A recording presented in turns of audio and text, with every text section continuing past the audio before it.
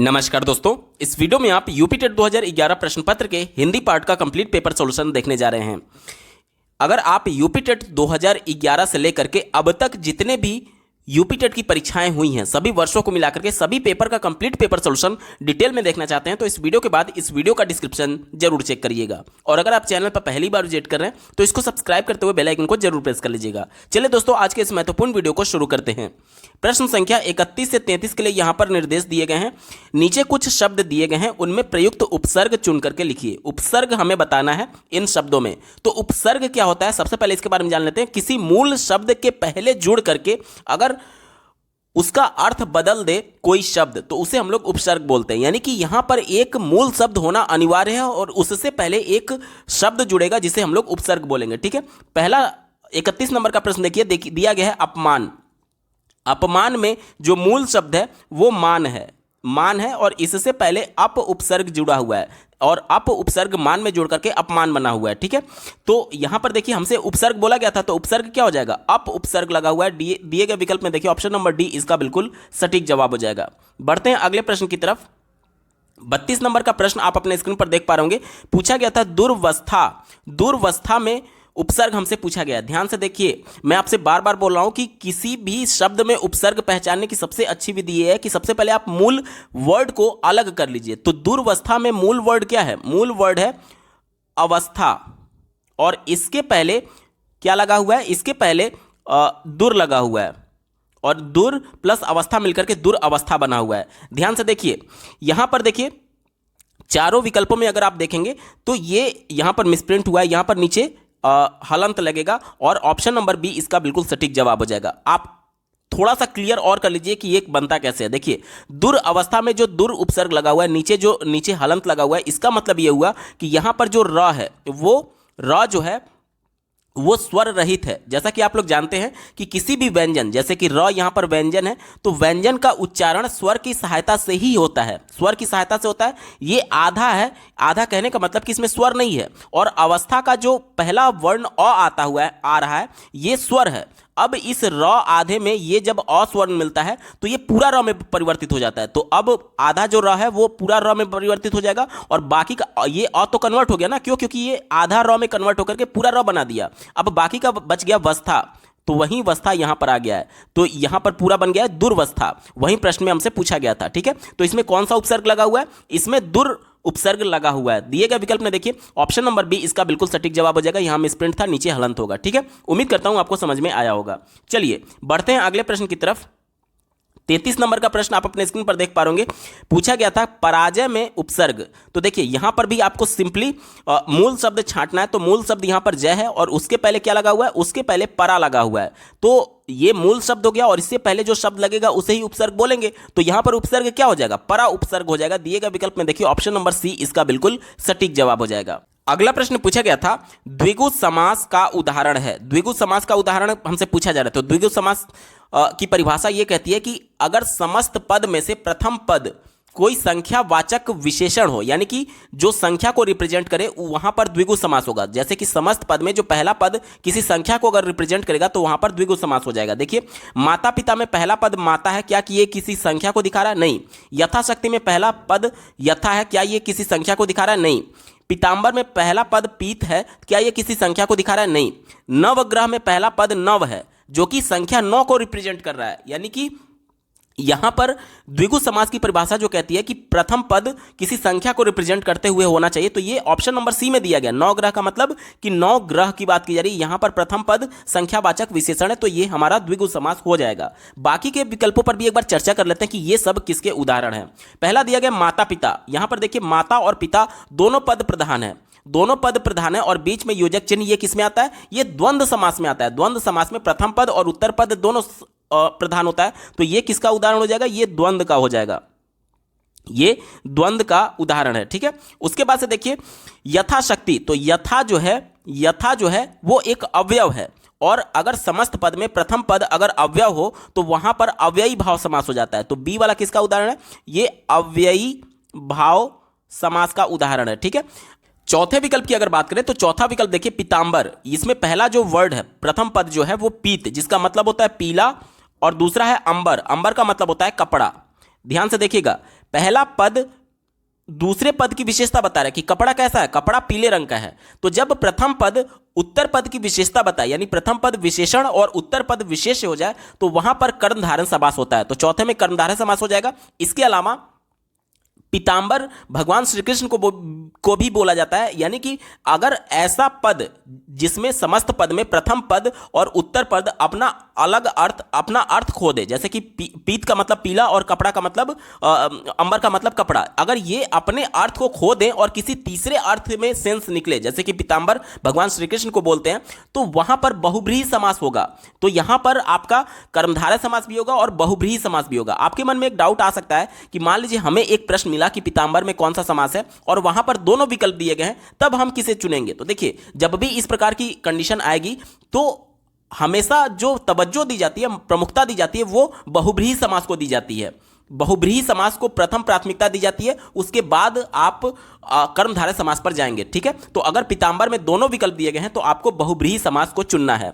यहां पर मैं बिल्कुल क्लियर कर दूं कि इस प्रकार के प्रश्न हालांकि पूछे नहीं जाएंगे जिसमें कंफ्यूजन हो या फिर दोनों विकल्प सही होने की संभावना। अगर पूछे जाते हैं तो आपको कॉमन नंबर मिलने की संभावना रहती है। ठीक है, तो ये मैं आपको सिर्फ बताने के लिए बता रहा था। प्रश्न में हमसे सिर्फ द्विगु समास का उदाहरण पूछा गया था। तो द्विगु समास जिसमें प्रथम पद संख्यावाचक विशेषण हो, तो यहां पर 9 संख्या को रिप्रेजेंट कर रहा था, इसलिए ऑप्शन नंबर सी नवग्रह द्विगु समास का उदाहरण हो जाएगा।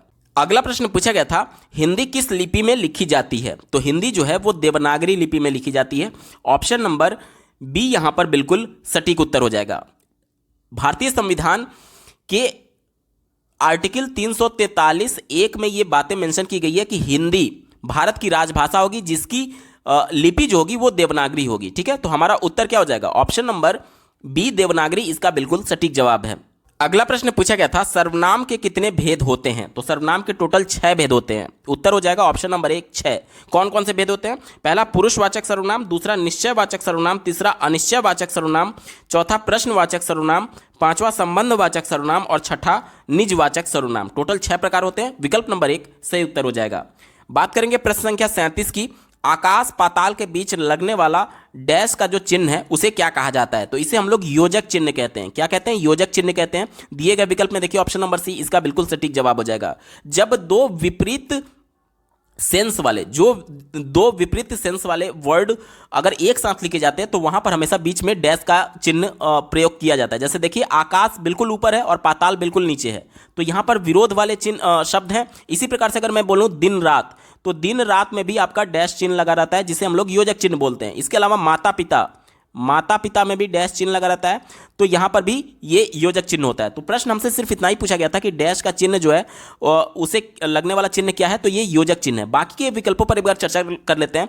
पहला विकल्प दिया गया अल्प विराम चिन्ह, तो इसे हम लोग कॉमा के तौर पर देखते हैं। अल्प विराम कॉमा होता है। ठीक है, उसके बाद से विस्मयादि बोधक चिन्ह दिया गया है, तो ये इसे एक्सक्लेमेटरी साइन बोलते हैं, ये वाला। इसके बाद से उद्धरण चिन्ह दिया गया, तो उद्धरण चिन्ह 2 प्रकार के होते हैं। एक तो सिंगल इन्वर्टेड कॉमा और दूसरा होता है डबल इन्वर्टेड कॉमा, जिसे हिंदी में एकहरा उद्धरण चिन्ह और इसे डबल इन्वर्टेड कॉमा को दोहरा उद्धरण चिन्ह कहते हैं। प्रश्न में हमसे सिर्फ डैश के बारे में पूछा गया था, तो ये क्या होता है, ये योजक चिन्ह होता है। विकल्प नंबर सी इसका बिल्कुल एप्रोप्रिएट जवाब हो जाएगा। अगला प्रश्न पूछा गया था, यह नई साड़ी है, वाक्य में नई शब्द क्या है। ध्यान से समझिएगा, नई जो है वो किसकी विशेषता बता रहा है, वो साड़ी की विशेषता बता रहा है कि साड़ी जो है वो नई है। तो नई जो शब्द है वो साड़ी की विशेषता बता रहा है। और साड़ी क्या है, साड़ी यहां पर आपका एक तरीके से संज्ञा है। क्यों, क्योंकि किसी भी वस्तु, स्थान और व्यक्ति विशेष के नाम को संज्ञा बोलते हैं। अब साड़ी एक वस्तु ही तो है, कपड़ा ही तो है जिसे महिलाएं धारण करती हैं, तो कोई भी वस्तु का नाम क्या होगा, संज्ञा ही तो होगा। तो जब ये संज्ञा की विशेषता बताता है, तो संज्ञा या फिर सर्वनाम की विशेषता बताने वाले शब्दों को हम लोग क्या बोलते हैं, विशेषण बोलते हैं। तो दिए गए विकल्प में देखिए ऑप्शन नंबर डी विशेषण इसका बिल्कुल एप्रोप्रिएट जवाब हो जाएगा। अगला प्रश्न पूछा गया था, नीचे दिए गए विकल्पों में से तत्सम शब्द का चयन कीजिए। तत्सम शब्द क्या होते हैं, जो संस्कृत से हूबहू हिंदी में आ गए हैं उसे हम लोग तत्सम शब्द कहते हैं। ठीक है, चलिए देखिए चारों विकल्पों को देख लीजिए। दिया गया है आम्र, दूध, शहीद और खिड़की। तो यहां पर देखिए आम्र जो है ये हमारा तत्सम शब्द है। देखिए ये वाला जो नीचे र लगता है, ये वाला जो नीचे र लगता है, इसके अलावा पर्व में जो ऊपर वाला र लगता है, इसके अलावा अमृत में जो ये वाला रॉ लगता है, अधिकतर केसेज में, मैं 100% नहीं कह रहा हूं, लेकिन अधिकतर केसेस में ये वाला रॉ जहां पर भी दिख जाए, जैसे कि ये वाला पर्व में ये वाला, इसके अलावा अमृत में ये वाला, तो वो रॉ जहां पर भी हो उसके 90% चांस होते हैं कि वो हमेशा तत्सम शब्द ही होगा। चारों विकल्पों में देख लीजिए, यहां पर दिया गया है ऑप्शन नंबर 1 आम्र इसका बिल्कुल सटीक जवाब है। आम्र तत्सम शब्द है जो कि संस्कृत से हूबहू ले लिया गया है, और इसका तद्भव क्या होता है? इसका तद्भव होता है आम। प्रश्न में हमसे तत्सम शब्द पूछा गया था, ऑप्शन नंबर 1 आम्र सटीक जवाब है। अगला प्रश्न पूछा गया था, दिए गए विकल्पों में से तद्भव शब्द का चयन कीजिए। तद्भव शब्द क्या होते हैं? वे शब्द जो संस्कृत से हिंदी में आए लेकिन उसमें विकार उत्पन्न हो गया, उसे हम लोग तद्भव शब्द बोलते हैं, उसे हम लोग तद्भव बोलते हैं। यानी ऐसे शब्द जो कि हिंदी में संस्कृत से आने के बाद उनमें विकार उत्पन्न हो गया है, उसे हम लोग तद्भव बोलेंगे। ठीक है, चलिए पहला दिया गया बैंक। बैंक तो अंग्रेजी का शब्द है, तो ये तो उत्तर हो नहीं सकता। अमीर, अमीर जो है वो अरबी भाषा का शब्द है, तो ये भी हमारा उत्तर नहीं होगा। अग्नि, देखिए मैं आपको बता दूं कि कोई भी एक ऐसा शब्द जिसमें किसी आधे वर्ण की बात की जाए, जैसे कि देखिए यहां पर आधा ग है, तो अधिकतर केसेज में ये तत्सम शब्द होते हैं। मैं फिर से बता रहा हूं, ऐसे कोई भी शब्द जिसमें आधा वर्ण, कोई भी आधा वर्ण का प्रयोग किया जाए, तो वो चांसेस रहते हैं कि 90% वो तत्सम शब्द होगा। तो ये तत्सम शब्द है अग्नि, जिसका तद्भव आग होता है। तो ये हमारा उत्तर नहीं होगा क्योंकि हमसे तद्भव पूछा गया था। एक ही विकल्प बचा, ऑप्शन नंबर डी। देखिए मुंह दिया गया है। मुंह एक तद्भव शब्द है जिसका तत्सम क्या होता है? तत्सम होता है मुख होता है। क्या होता है? मुख होता है। तो हमारा उत्तर क्या हो जाएगा? ऑप्शन नंबर डी तत्सम शब्द, तद्भव शब्द हो जाएगा। मुंह जो है वो उसमें विकार उत्पन्न हो गया है, इसका जो तत्सम था वो मुख था, और इस विकार उत्पन्न होकर के तद्भव में ये बदल गया मुंह में। ठीक है, ऑप्शन नंबर डी तद्भव शब्द होगा। अगला प्रश्न पूछा गया था, निम्नलिखित में से कौन सा शब्द सूर्य का पर्यायवाची नहीं है? ध्यान से देखिएगा, नहीं पूछा गया है। तो दिनकर सूर्य का पर्यायवाची होता है, तो ये तो उत्तर होगा नहीं। अंशुमाली भी सूर्य का पर्यायवाची होता है, ये भी उत्तर नहीं होगा। रवि भी सूर्य का पर्यायवाची है, तो ये भी उत्तर नहीं होगा। एक ही विकल्प बचा, option number D Yamini. Yamini जो होता है वो रात का पर्यायवाची होता है। किसका पर्यायवाची होता है? रात का पर्यायवाची होता है यामिनी, इसलिए ऑप्शन नंबर डी यामिनी इसका बिल्कुल सटीक जवाब हो जाएगा। अगला प्रश्न पूछा गया था, मनोरथ का संधि विच्छेद होगा। तो मनोरथ का संधि विच्छेद मनः धन रथ होगा। लेकिन इतना ही आपके लिए जानना सफिशिएंट नहीं है, बल्कि इसमें कौन सी संधि है, किस प्रकार से मनः धन रथ मिलकर के मनोरथ में बदल जाता है, इसके बारे में भी जानना आपके लिए बेहद जरूरी है। देखिए यहां पर जो संधि की अगर बात करें तो विसर्ग संधि है। कैसे विसर्ग संधि है? यहां पर देखिए, यहां पर विसर्ग लगा हुआ है, इसलिए यहां पर विसर्ग संधि हो जाएगा। और विसर्ग संधि का नियम यह कहता है कि विसर्ग से पहले अगर अ हो, ध्यान से देखिएगा, विसर्ग से पहले क्या आया हुआ है? न आया हुआ है। और न कैसे मिलकर के बना हुआ है? न ये यहां पर हलंत होता है प्लस अ। न जो है वो एक व्यंजन होता है, और व्यंजन जब स्वर से मिलेगा तभी तो पूरा न बनेगा, नहीं तो ये आधा हो जाता ना। यानी कि यहां पर पूरा न है, यानी कि यहां पर कैसे बना हुआ है? न से पहले जो विसर्ग है, इससे पहले कौन सा वर्ग आएगा? वर्ण आएगा। इससे पहले अ वर्ण आ रहा है। क्यों? क्योंकि न के नीचे हलंत प्लस अ मिलकर के मन बना हुआ है। तो विसर्ग से पहले जब अ वर्ण आता है, ध्यान से समझिएगा, नियम मैं बता रहा हूं, यदि विसर्ग के पहले अ हो और वर्णों के प्रथम और द्वितीय वर्ग को छोड़ करके अन्य कोई भी वर्ण अथवा य, र, ल, व, ह हो, तो अ और विसर्ग का ओ में कन्वर्जन हो जाता है। जैसे कि देखिए यहां पर मैंने आपको क्या बताया? मैंने आपको बताया कि जब विसर्ग से पहले अ वर्ण आए, विसर्ग से पहले अ वर्ण आए, और इसके पहले क्या है? इसके पहले मन इस प्रकार से है, क्योंकि ये नीचे वाला न यानी कि व्यंजन और ये अ मिलकर के पूरा मन बना हुआ है। ठीक है, यानी ये इस प्रकार से हो जाएगा, और इसके बाद यहां पर विसर्ग लगा हुआ है। तो मैं नियम आपको ये बता रहा हूं कि जब विसर्ग से पहले अ वर्ण आए और अवर्ण है, और उसके बाद यहां पर देखिए जो दूसरे शब्द है उसका पहला पद य, र, ल, व और ह के अलावा प्रत्येक वर्ग का प्रथम और द्वितीय वर्ण को छोड़ करके कोई भी वर्ण आए, तो वहां पर ये जो अवर्ण है और जो यहां पर विसर्ग है, ये दोनों लोप होकर के ओ में कन्वर्ट हो जाते हैं, ओ की मात्रा में कन्वर्ट हो जाते हैं। क्या हो जाते हैं? ओ की मात्रा में कन्वर्ट हो जाते हैं। ओ की मात्रा, ध्यान से समझिएगा। अब जो ओ है वो भी स्वर है, ध्यान से समझिएगा मैं क्या बोल रहा हूं। ओ जो है वो भी स्वर है, और यहां पर जो न था वो व्यंजन था। जब मन में ओ स्वर लगेगा तो ये क्या बन जाएगा? ये बन जाएगा आपका मनो बन जाएगा। क्यों? क्योंकि अब देखिए न पूरा हो गया। क्यों न पूरा हुआ? क्योंकि ये स्वर था और ये न स्वर रहित था, इस वजह से जब स्वर इससे मिला तो ये पूरा कन्वर्ट हो गया। अब ये बन गया मनो, मनो बन गया, और ये रथ तो पहले से ये दूसरा वर्ड, तो ये रथ ऐसे हो जाता है। तो ये मन धन रथ मिलकर के मनोरथ बना हुआ है, और इसमें संधि की अगर बात करें तो विसर्ग संधि है। प्रश्न में हमसे सिर्फ संधि विच्छेद पूछा गया था, तो ऑप्शन नंबर ए मना धन रथ इसका बिल्कुल सटीक उत्तर हो जाएगा। अगला प्रश्न पूछा गया था विद्यार्थी उदाहरण है, तो विद्यार्थी किसका उदाहरण है? तो विद्यार्थी का जब हम लोग संधि विच्छेद करते हैं तो ये होता है विद्या प्लस अर्थी, विद्या प्लस अर्थी मिलकर के विद्यार्थी बना हुआ है। यहां पर अंतिम वर्ण क्या आ रहा है? आप कहेंगे कि आ रहा है। यहां पर प्रथम वर्ण क्या आ रहा है? ये आ रहा है। तो जब भी दो स्वर मिलते हैं तो वहां पर स्वर संधि हो जाता है। तो ये तो कंफर्म हो गया कि यहां पर स्वर संधि होगा। अब स्वर संधि में कौन सा स्वर संधि है, ये प्रश्न हमसे पूछा जा रहा है। ध्यान से देखिएगा, अ और आ जो है वो सेम वर्ण माने जाते हैं। यहां पर जो अ है वो ह्रस्व है और आ जो है वो दीर्घ है। ह्रस्व कहने का मतलब कि जिसको बोलने में एक मात्रा का समय लगे, और दीर्घ मतलब जिसे बोलने में डबल मात्रा का समय लगे। जैसे कि अ जितने समय में आप बोलेंगे उससे ज़्यादा टाइम, डबल टाइम आपको आ बोलने में लगता है, इसलिए ये दीर्घ है। यानी कि जब भी दो समान स्वर मिल करके अपने दीर्घ में परिवर्तित हो जाए तो वहाँ पर दीर्घ स्वर संधि होता है। जैसे कि देखिए ये अ और आ मिलकर के ये किस में कन्वर्ट हुए? आ में कन्वर्ट हुए, तभी तो विद्यार्थी बना हुआ है। तो जब दो समान स्वर अपने ह्रस्व में या फिर दीर्घ में मिल करके अपने दीर्घ रूप में परिवर्तित हो जाए तो वहां पर क्या होता है? वहां पर दीर्घ स्वर संधि होता है। विकल्प नंबर डी सही उत्तर है।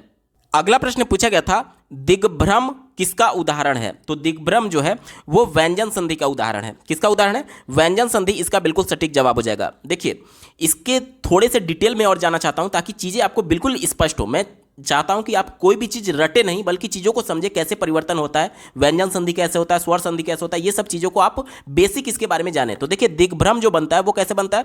वो बनता है आपका दिक् नीचे हलंत होगा प्लस भ्रम मिलकर के, दिक् प्लस भ्रम मिलकर के दिग्भ्रम बना हुआ है। ठीक है, यहां पर व्यंजन संधि कैसे होगा? देखिए, यहां पर क जो है वो व्यंजन है। क्यों व्यंजन है? क्योंकि नीचे हलंत लगा हुआ है, यानी ये स्वर रहित है, यानी इसमें स्वर नहीं लगा हुआ है। यानी कि ये व्यंजन का व्यंजन से जब मेल होगा, व्यंजन का जब व्यंजन से मेल होगा तो वहां पर व्यंजन संधि बोला जाता है। ठीक है, चलिए, अब ये बना कैसे हुआ है? दिक् प्लस भ्रम मिलकर के गौ में कैसे कन्वर्ट हो गया है क, इसके बारे में जानते हैं। देखिए, यदि क च ट त प के बाद किसी वर्ग का तृतीय या चतुर्थ वर्ण आए, जैसे देखिए मैं क्या बोल रहा हूं, क च ट त प, क के बाद किसी भी वर्ग का जैसे कि क वर्ग, च वर्ग, ट वर्ग, त वर्ग, प वर्ग, इनमें से किसी भी वर्ग का तीसरा या फिर चौथा वर्ण अगर आता है तो देखिए भ किसका है? प फ ब भ, ये प वर्ग का चौथा वर्ण है। मैं आपसे क्या बोल रहा हूं, क च ट त प के बाद से अगर किसी भी वर्ग का तीसरा और चौथा वर्ण अगर आता है, जैसे कि यहां पर भ आया हुआ है, तो ये आने पर ये क्या होता है? ये क च ट त प के स्थान पर अपने ही वर्ग के तीसरे वर्ण में कन्वर्ट हो जाता है। यहां पर देखिए ये क वर्ग का क आया हुआ था, तो इसका तीसरा वर्ग क्या होगा? वर्ण क्या होगा? देखिए, क वर्ग का क ख ग घ अंग होता है, तो तीसरा इसका क्या है? ग है। तीसरा इसका क्या है? ग है। तो ये क जो है वो अपने तीसरे वर्ण में कन्वर्ट हो जाएगा, ग में कन्वर्ट हो जाएगा। अब जब यहां पर नीचे हलंत था तो ग में भी नीचे हलंत आएगा। ध्यान से समझिएगा मैं क्या बोल रहा हूं। जब भी क च ट त प वर्ण के बाद से यहां पर देखिए क वर्ण आया हुआ, इसके बाद से क च ट त प वर्ण के तीसरे या फिर चौथे वर्ण आए, जैसे कि देखिए भ आया तो हुआ था, तो भ क्या है? प वर्ग का चौथा वर्ण है। तो जब क च ट त प के बाद से इन्हीं वर्गों के तीसरे या चौथे वर्ण आते हैं, जैसे यहाँ भ आया हुआ है, तो जो पहला वाला वर्ण है, जैसे पहला वाला जो वर्ण होगा उसका तीसरे वर्ण में कन्वर्ट हो जाएगा। पहला वाला वर्ण जो है क, वो क वर्ग का था, इसका तीसरा वर्ण क्या होगा? ग होगा, इसलिए जो क है वो ग में कन्वर्ट हो जाएगा। और इसलिए यहाँ पर देखिए, अब यहाँ पर क जो है वो ग में कन्वर्ट हो गया। तो ध्यान से देखिएगा क्या था? दिक् प्लस भ्रम था। अब क के नीचे हलंत था, तो ये किस में कन्वर्ट हो जाएगा? ग में। तो ये दी आधा ग हो जाएगा। या तो आप ऐसे लिखें, पूरा ग लिख करके नीचे हलंत लिखें, या फिर आधा ग लिखें, और प्लस भ्रम यहाँ पर ये बचा हुआ है। तो देखिए, अब यहाँ पर नीचे हलंत का मतलब क्या हो गया कि ये आधा है, ये आधा है। तो इसको हम लोग कैसे लिख सकते हैं? इसको हम लोग लिख सकते हैं दी आधा ग और भ्रम लिख सकते हैं, तो ये बन जाता है दिग्भ्रम। वही हमसे प्रश्न में पूछा गया था। तो इसमें कौन सा हमसे पूछा गया था, किसका उदाहरण है? तो ये व्यंजन संधि का उदाहरण है। उत्तर हो जाएगा ऑप्शन नंबर सी। अगला प्रश्न पूछा गया था बिल्ली छत से कूद पड़ी, कौन सा कारक चिन्ह है? तो बिल्ली छत से कूद पड़ी, तो इसमें कारक चिन्ह की अगर बात करें तो अपादान कारक होगा। क्यों? क्योंकि अपादान कारक में जो से कारक चिन्ह आता है और इसमें अलगाव की स्थिति में, अब देखिए बिल्ली जब मान लीजिए ये छत है, यहां से जब बिल्ली कूदी तो जाहिर सी बात है बिल्ली का अलगाव हो गया इस छत से।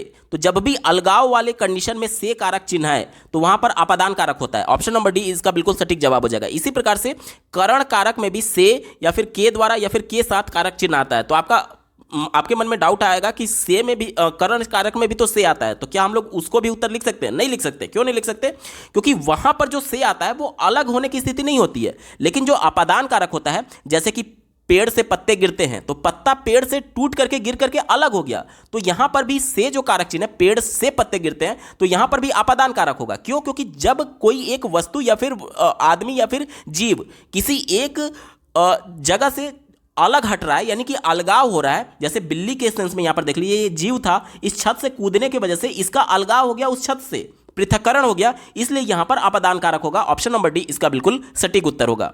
अगला प्रश्न पूछा गया था, नीचे लिखे वाक्य के लिए एक शब्द बताइए। तो यहां पर वाक्य दिया गया, जो युद्ध में स्थिर रहता है तो उसे हम लोग युधिष्ठिर बोलते हैं। जो युद्ध में स्थिर रहता है उसे युधिष्ठिर बोलते हैं। बाकी के विकल्पों पर भी एक बार चर्चा कर लेते हैं। यशस्वी बोला गया है, तो जो यश को प्राप्त किया हो उसे यशस्वी बोलते हैं। उसके बाद से सत्याग्रही बोला गया, तो जो सत्य के लिए आग्रह करता है उसे सत्याग्रह बोलते हैं या फिर सत्याग्रही बोलते हैं। ठीक है। उसके बाद से अश्वरोह की बात किया गया है, अश्वारोही की बात किया गया है, तो अश्वरोह किसे कहते हैं? तो जो अश्व यानी कि घोड़े की जो सवारी करता है उसे अश्वरोही या फिर अश्वारोह कहते हैं। ठीक है। तो यहां पर हमसे पूछा गया था जो युद्ध में स्थिर रहता है, तो हमारा उत्तर क्या हो जाएगा? युधिष्ठिर हमारा सही जवाब हो जाएगा। अगला प्रश्न पूछा गया था, शैव कहते हैं, तो जो भगवान शिव की उपासना करते हैं उन्हें शैव कहते हैं। तो दिए गए विकल्प में देखिए, जो शिव की उपासना करता है, विकल्प नंबर बी इसका बिल्कुल सटीक जवाब हो जाएगा। ठीक है।